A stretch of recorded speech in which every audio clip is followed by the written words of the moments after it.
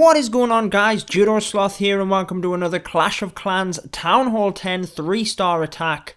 We recently had a war where one of our members was hit with mass witches, or the Royal Witchcraft attack. You might know this as, it's one of my favourite attacks to hit at the moment because you see these 4-corner bases all of the time and it is so effective against them. Now, I normally use a jump spell to access the core, but I might start using earthquakes because, as you will see, it works really well for this attacker. So what you want to do is queen walk from one corner of the base to occupy and try and take out the splash damage. You'll see that this attacker starts from the north with that. You're then coming in from another corner with your king, bringing a golem in front of that just because the king won't have them healers on him. Couple of wizards as well to get some extra damage in there, and since the king can't shoot over the walls, you're going to need a jump spell to get through that. And you're trying to line up one side of the base, so you'll see that this attacker came from the east side with his king, so he is coming in from the northeast side and trying to swoop through the base in one smooth line. So just recapping where we're at already, we have the queen on one side of the base, the king on the other side. I actually think this attacker put him in a little bit late. He's supposed to have went into the base, I'm sure, but not to worry, it does work out for him.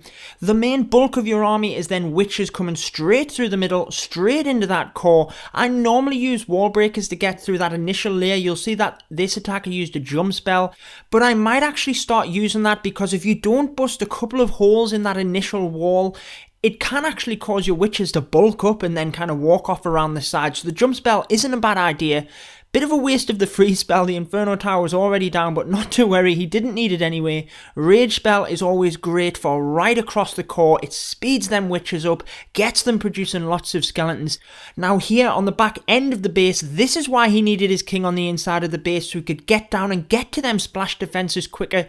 You'll see the Archer Queen over there on the left. That is exactly what he wanted the king to be mirroring on the other side, towards the other splash damages.